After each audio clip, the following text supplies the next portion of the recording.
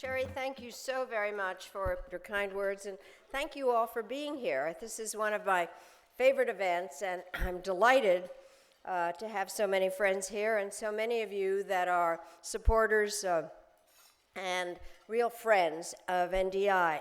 I want to especially thank Senator Kamala Harris for taking the time to be here with us, and during a very busy week on Capitol Hill. No shutdown. I know that we've all been excited to welcome Senator Harris to Washington, and we're looking forward very much to hearing her today. A small secret, we have now known each other for some time. I have a daughter who lives in California, and that's how we were introduced to each other. So Kamala, thank you so very much for being here. Every year, when we gather at this lunch, we say that the cause of supporting democracy has never been more important. Well, this year it could not be more true. Here at home and around the world, the principles to which NDI is dedicated are being tested. We see this manifested in the rise of nationalism and tribalism, and in the erosion of confidence in national and global institutions. Almost everywhere, new technologies are making it simpler for the public to express anger, but no easier for governments to solve problems. And the United States, once an example to the world, is confusing our friends and encouraging our enemies. All this has caused some to proclaim that democracy is destined to fail, condemning us to a world of greater danger and instability. But the pessimists are wrong to predict democracy's decline. I'm often asked, and you've all heard me, whether I'm an optimist or a pessimist. I'm an optimist who worries a lot. Because the truth is that democracy's potential is still being explored, and nowhere is that potential greater than what we're doing today in terms of celebrating a new generation of women who are pushing aside barriers of discrimination and creating the space for other women to participate, compete, and lead. And that's what helps me to be an optimist and not worry. For over 30 years, NDI has worked with thousands of women in every region of the world to help ignite the spark of political leadership at the local level. For the last several years, we have come together at this lunch to support organizations which are making a difference for women, especially young women, at the grassroots level.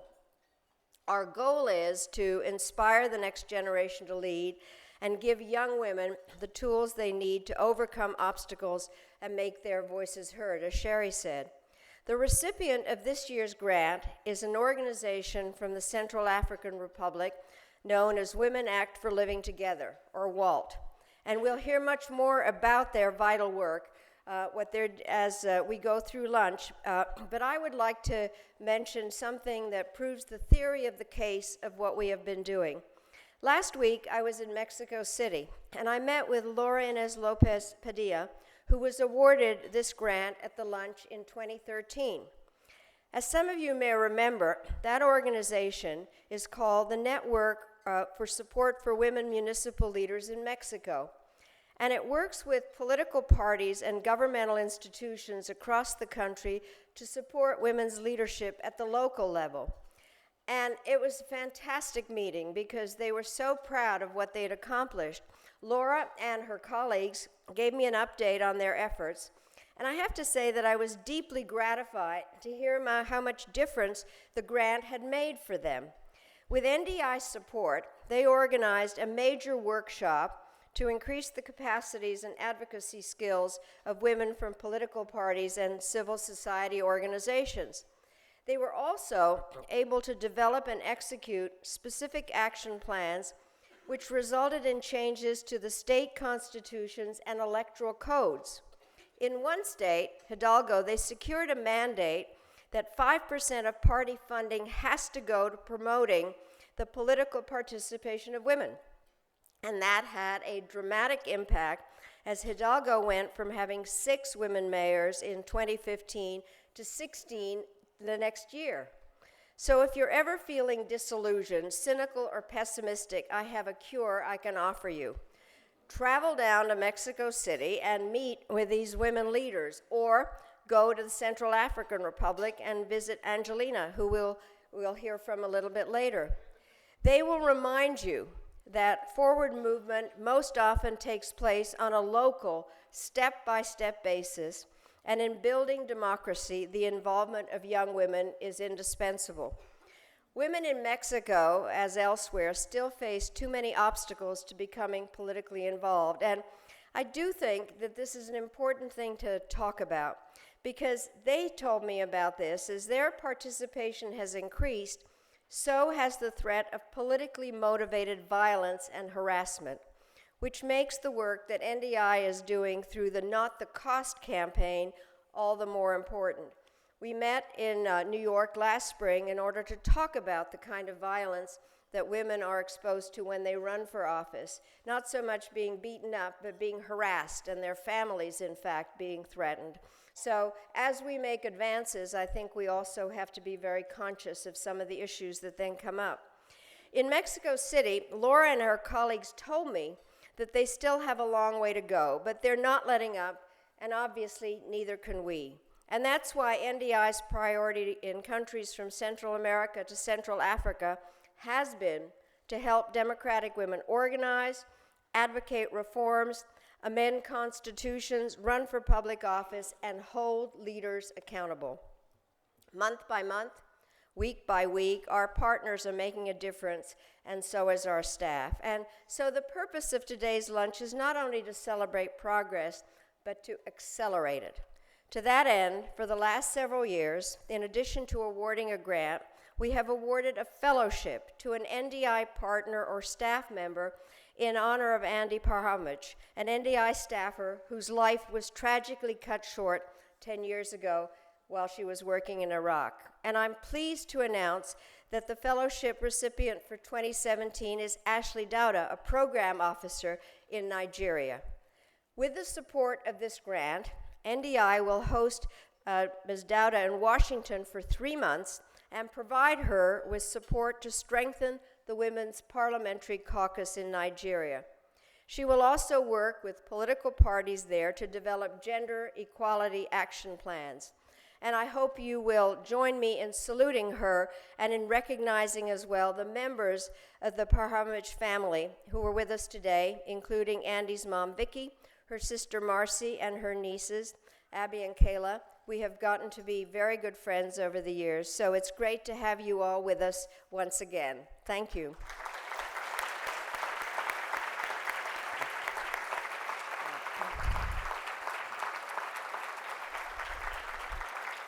NDI's longtime mantra is that building democracy is not an event, but a process, demanding the leadership of people from all sectors of society.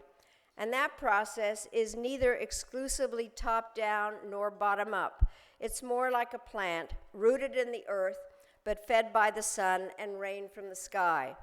Our next speaker mastered bottom-up change as a community activist and learned about top-down changes as the senior United States Senator from Maryland.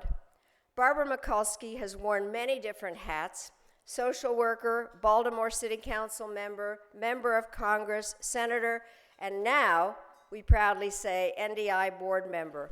She's been a trailblazer in everything she's done, and she has already shown her deep commitment to work on NDI. So I know I speak for the entire board in saying how lucky we are to have her now as our newest colleague. And as the longtime dean of the Senate Women, there's no one better than Barbara to introduce today's keynote speaker, Senator Kamala Harris.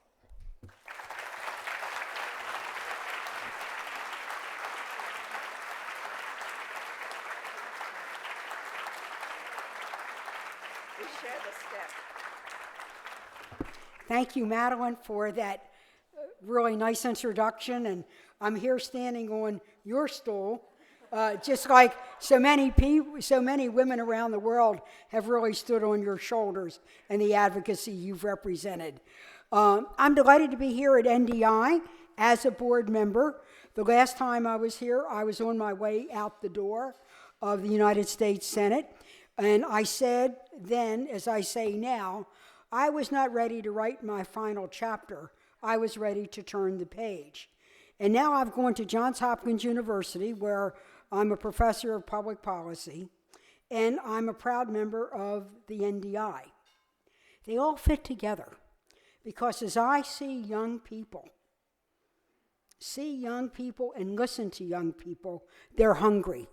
They're hungry for knowledge, they're hungry to change the world, and they're hungry for leadership to teach them how to do that. And this is why I think NDI is so important, more important now than maybe ever before. When we have an administration whose foreign policy is to hollow out the State Department and to take a dictator to lunch, we need to be sure that we have a presence where we are needed. We are needed now more than ever.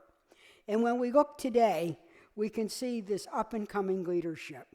It is my wonderful opportunity to introduce my very new colleague to the United States Senate, Senator Kamala Harris. And as I get ready let's give her a round of applause.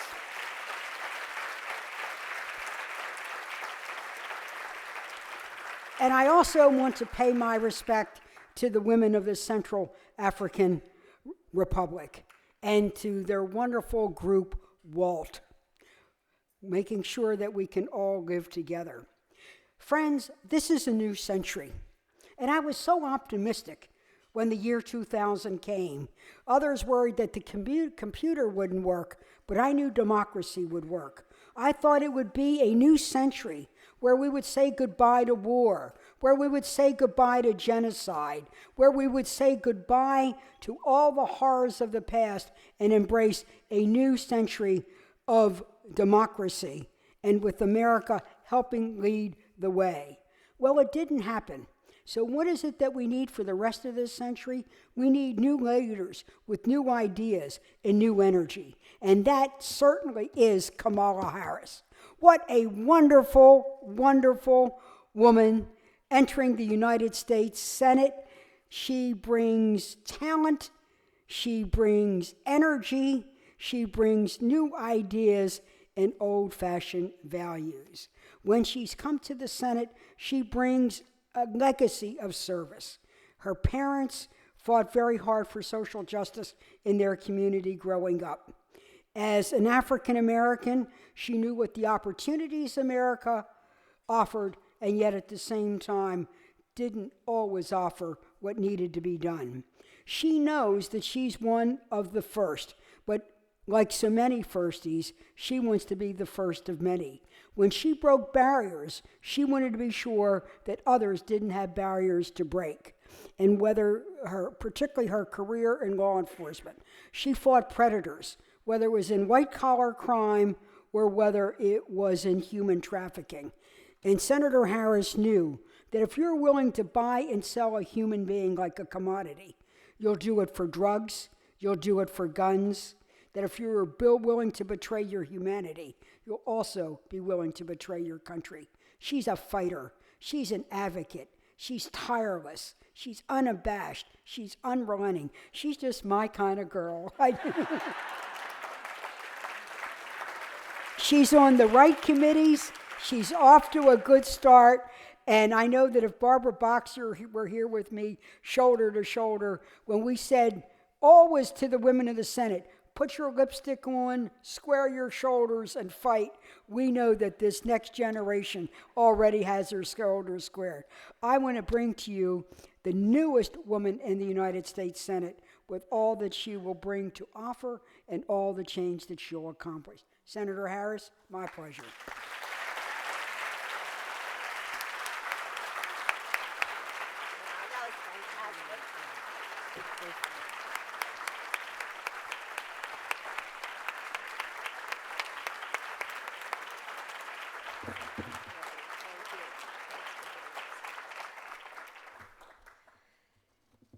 So, people have been asking me as a newly elected senator, are you having fun?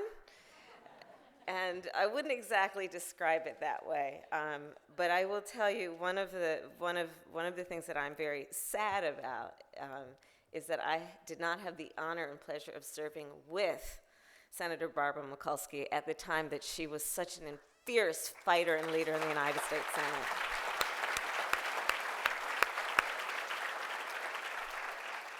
And she's so extraordinary, as we all know, from her years of service and just her presence. There is an inverse relationship between her height and her power. And in fact, and Secretary Albright mentioned it, she is known as being a dean of the women in the Senate. And we only this year now have 21 women in the United States Senate, a body of 100 people. But Barbara Mikulski was a trailblazer from the very beginning, and one of the really extraordinary things about her leadership, not only for the nation, but among so many of us who seek elected office, is that she has always been one of the most nurturing and encouraging and supportive for so many of us in our careers. So I speak for all of the women of the United States Senate in thanking you for your leadership and your friendship and your sisterhood. Thank you, Barbara.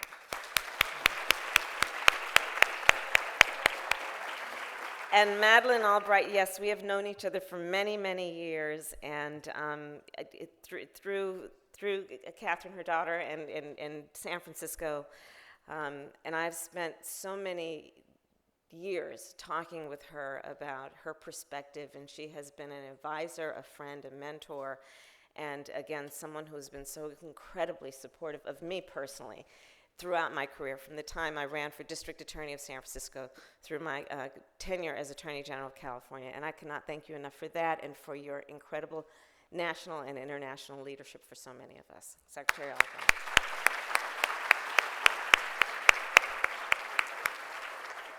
So I'm very happy to be here, and I want to thank, but I actually also want to mention that Kenneth Wallach also mentioned to me as I was coming up, he said, Secretary Albright, in 16 years, has never missed one meeting of the NDI, not one meeting, and that must be said as well, in spite of all of her travels and obligations.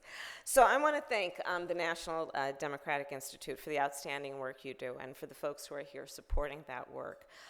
It is obviously the work of strengthening democracy around the globe, and in particular, it has been about, at this moment in time, as Secretary Albright has so forcefully made the point, the leadership offered here is as critical or more critical than ever before. And we all know that we're facing a lot of challenges in this world, and there are a lot of folks out there that are asking a question of themselves, of our country, and of our world, which is, who are we? What are our values? What do we stand for? And through the leadership and the direction offered by NDI, I think there is an answer to that question. And so I thank you all. So I will share with you, with my new friends, a little bit about my background. You've heard a little bit about it, but I will tell you I come from a long line of tough, trailblazing and phenomenal women. My grandmother would go into villages in India, and because she was Indian and lived in India, and she would go to the villages in India. It was a famous story in our family. My grandfather would say she was going to be the end of his career, but my grandmother would go into the villages with a bullhorn, talking with the women about the need to have access to reproductive health care. She was an extraordinary woman. My mother came to the United States from India at the age of 19 after having graduated college, because she wanted to study in what was then and still considered to be one of the best universities in the world to study endocrinology. So she arrived at UC Berkeley at the age of 19 in the late 1950s. Which also tells you something about my grandfather, who said, you want to go study and you want to be the best, you can go anywhere you want. I'll send you and I'll encourage that. And so my mother started her career and ended her career as a scientist, as an endocrinologist with a specialization in breast cancer and breast cancer research. And she met my father when they were both graduate students then there at Berkeley. My sister and I, Maya, we joke because they met when they were active in the civil rights movement. So we joke that we grew up surrounded by a bunch of adults who spent full time marching and shouting about this thing called justice. And Frankly, that was what inspired me to want to become a lawyer. Because of the many heroes of that movement, of course, there was Thurgood Marshall and Charles Hamilton Houston and Constance Baker Motley, and these individuals who understood the skill of the profession of law to translate the passion from the streets to the courtrooms of our country. They understood the importance of doing that work, of reminding folks of that great promise we articulated in 1776, that we are all and should be treated as equals. And that is what inspired me to want to be a lawyer. I went to Howard University, and I know we have actually the president of the Howard University Student Association. Where are you? Right there. Stand and acknowledge. And she's graduating in just a couple of weeks and is going to be a Truman Fellow. So we're very proud of her, all of us. And so that was my background. And right out of law school, I decided I wanted to be a prosecutor. It was interesting because many people in my family, in my extended family, said, well, you know, you want to fight for justice like all of us, but that's a curious decision that you've decided to be a prosecutor. My sister, for example, went on to run the ACLU. But what I said then and what I maintain today after a career in law enforcement is, you know, law enforcement and it has such a direct impact on the most vulnerable among us, and has then as its job and responsibility to be a voice for the most voiceless and vulnerable. And that's the work that I wanted to do. And so I was a career prosecutor. I tried everything from low-level offenses to homicides. And then for those women in the room who are thinking about running for elected office, I will share with you these stories. So I decided back in 2003 that the district attorney of San Francisco, who was the incumbent, he comes from an old political family. His name is KO because he was known as being a boxer who knocked people out. I decided that, and a bunch of us really felt that the job was not being run very well. The office was not being run very well, and in particular as it related to crimes against women and children, domestic violence, child abuse, things of that nature. So I decided to run against this incumbent, two-term incumbent from an old political family, and his nickname is KO. And I was then told what many of us in this room have been told many times and will be told. It's not your turn. It's not the right time. There's nobody like you who has done that before. It's going to be really hard work, as though that's the reason that any of us would not do what we do. And for all of the young women and anyone here who's thinking about running for office, and when you are told that, I will tell you, do not listen. Do not listen.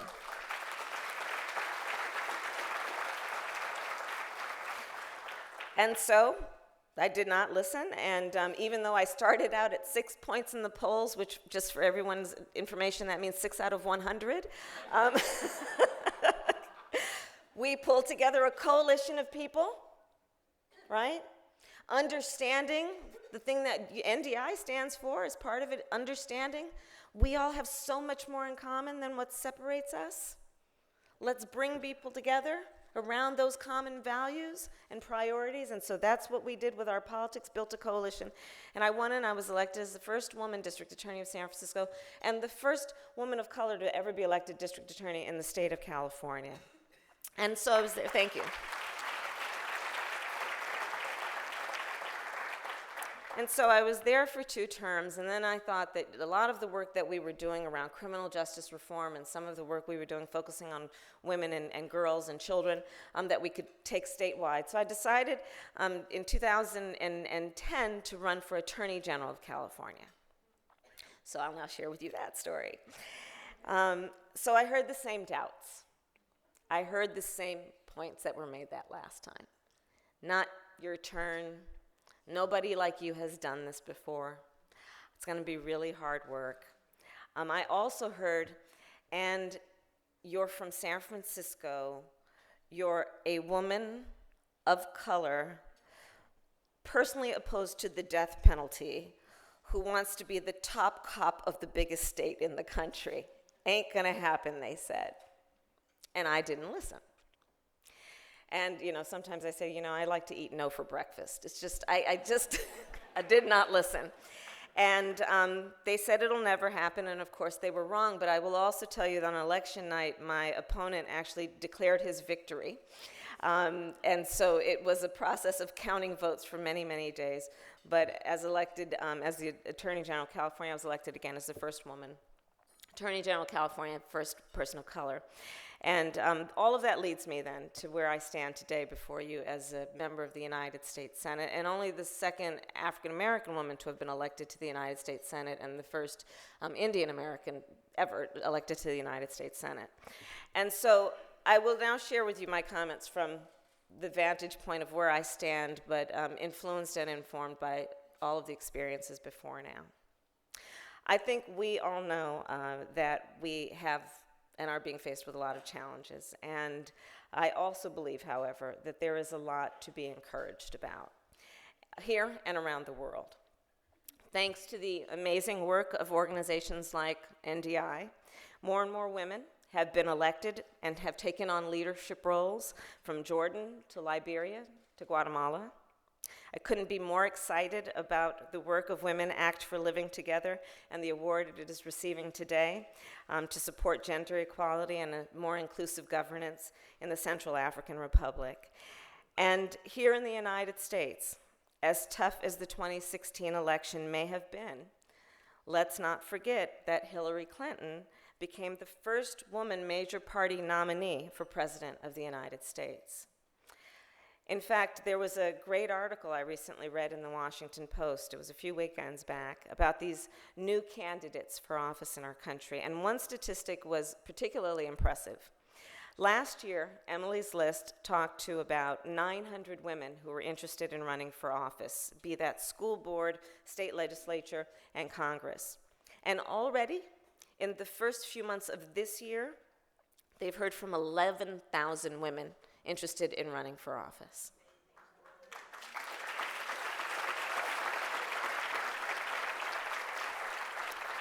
So we have to always remind ourselves in these fights for what is right, for civil rights, for human rights, for equity, for equality, for fairness, we always have to remind ourselves, fellow warriors and soldiers, that we also have had successes, and it is important to remember that just to fuel the fight that we have ahead. And let's talk about then the challenges that do remain.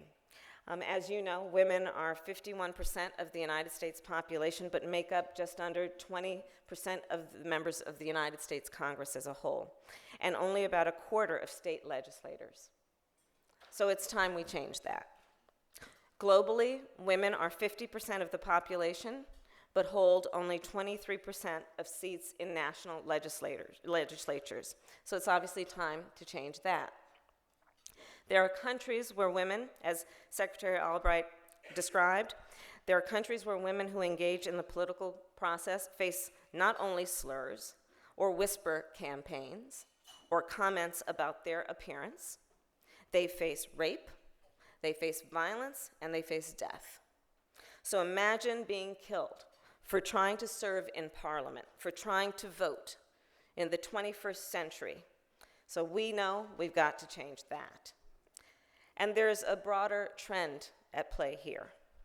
Look at the countries that lag behind in the education of girls. Look at the countries with the highest rates of child marriage. They're called child brides, as we know, but let's be clear, it is most often rape. It is most often child molestation. Let's look at the countries that practice female genital mutilation. Let's look at the countries that limit access to women's reproductive health. It's not a coincidence that the vast majority of these countries that oppress women and deny them opportunities are not democracies, and many are in fact ruled by authoritarian regimes. When citizens are shut out of their government, women are shut out of their government. When people's voices are silenced, women's voices are silenced. That's what's at stake here. And by the way, as we know, the United States still has a long way to go on many of these related issues. So we need to keep speaking up on behalf of every woman's right to be heard and to realize her power.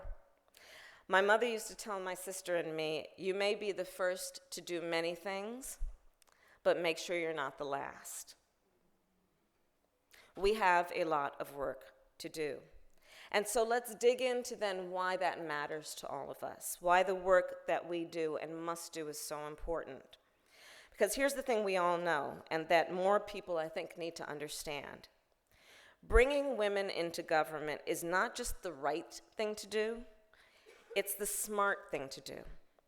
It yields better policy. It yields healthier democracies, and it makes stronger communities. Let's think about it. Do we want to defeat terrorism? Do we really want to defeat terrorism? Of course we do. Well, let me tell you, one of the good ways to think about that is that the fight to defeat terrorism is going to require us to empower women and girls.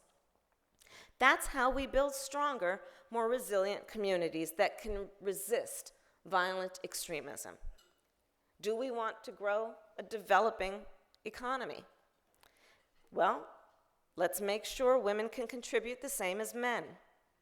One study estimated that if women around the world could participate equally, it would add $28 trillion to the global GDP by 2025.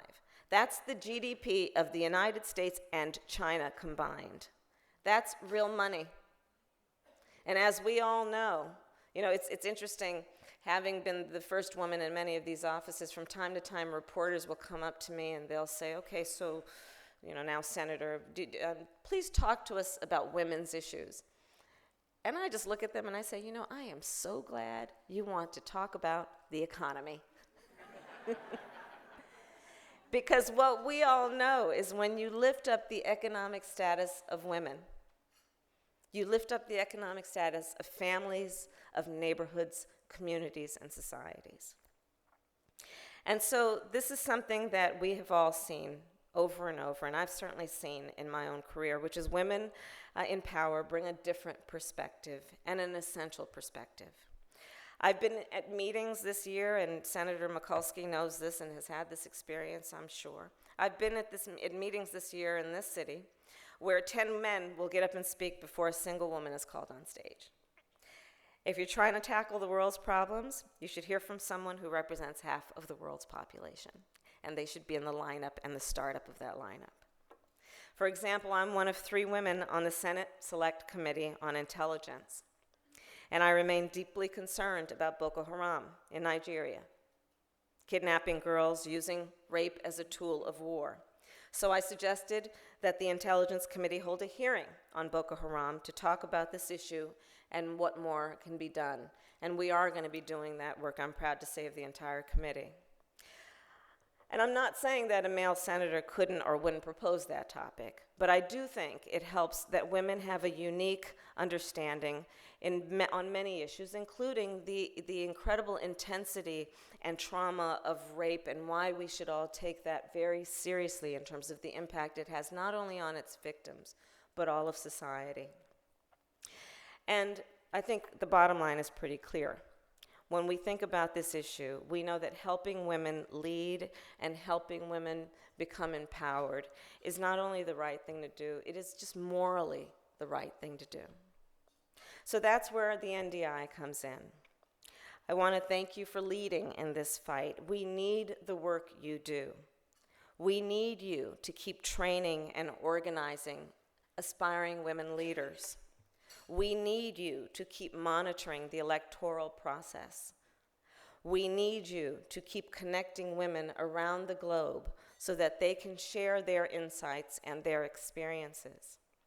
The United States government must remain a leader in the effort to support and empower women. So when we see proposals that cut the budgets for State Department and USAID by nearly a third, 31%, we must speak up and keep fighting for full funding.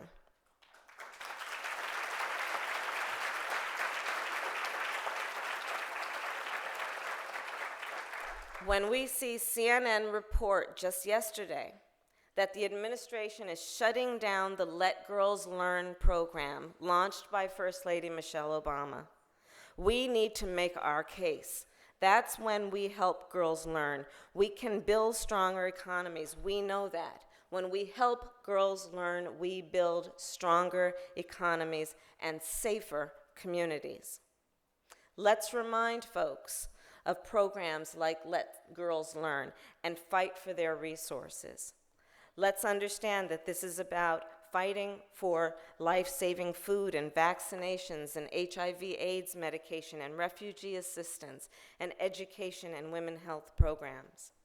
Let's remind people that while less than 1% of the overall funding of the federal budget, these investments make us safer and more secure because they strengthen vulnerable societies and help us avoid military interventions.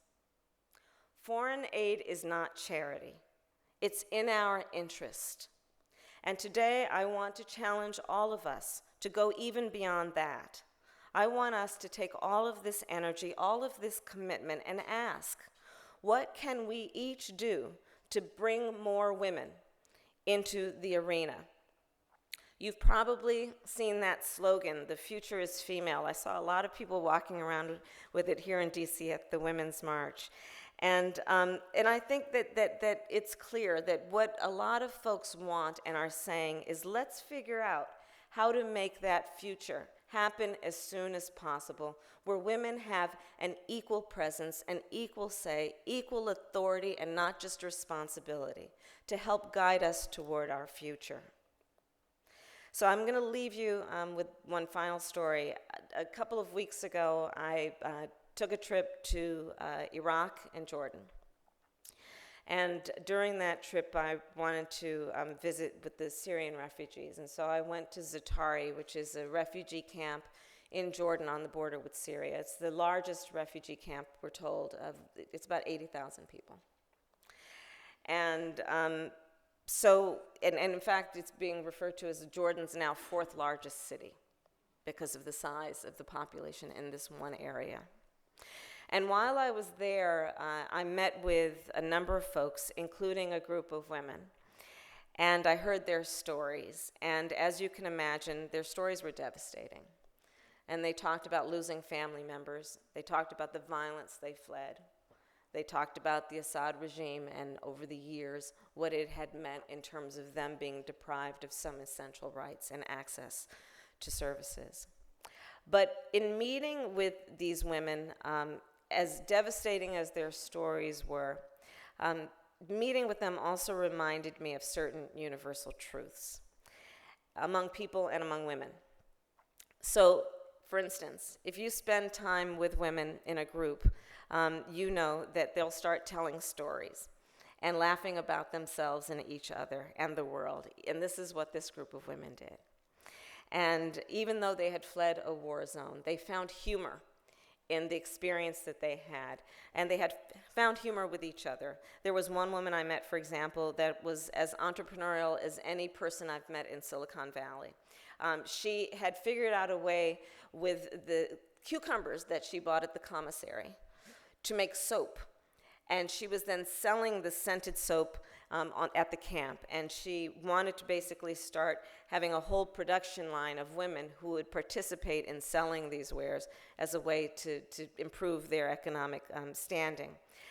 There was another woman who was very entrepreneurial around sewing clothes, and she was creating her own designs as a way to then sell these clothes to other women and men in the camp. And then there was another woman who was talking very forcefully about how she was organizing other women at the camp. And then at one point through the translator, I was having these conversations, there was another woman who was seated right next to me, and she scoffed and she harumphed, and she was making these she was very upset about the one woman who was talking. And I said, well, what's going on? And the interpreter said, well, the woman who has been talking is her sister.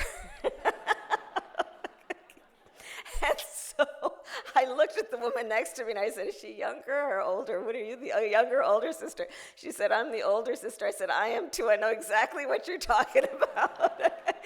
And she got up and gave me the biggest kiss.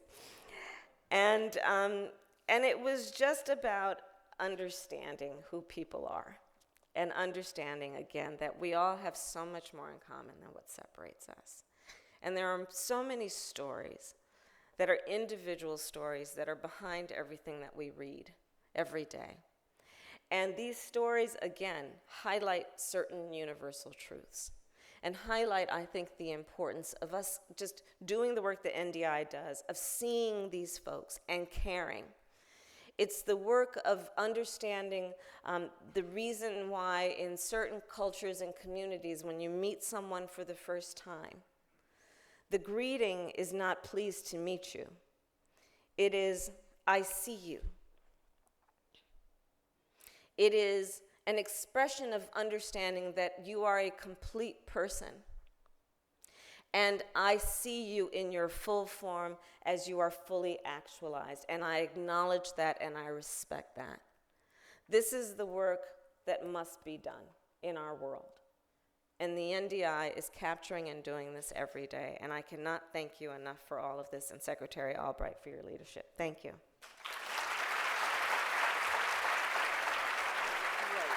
Thank you.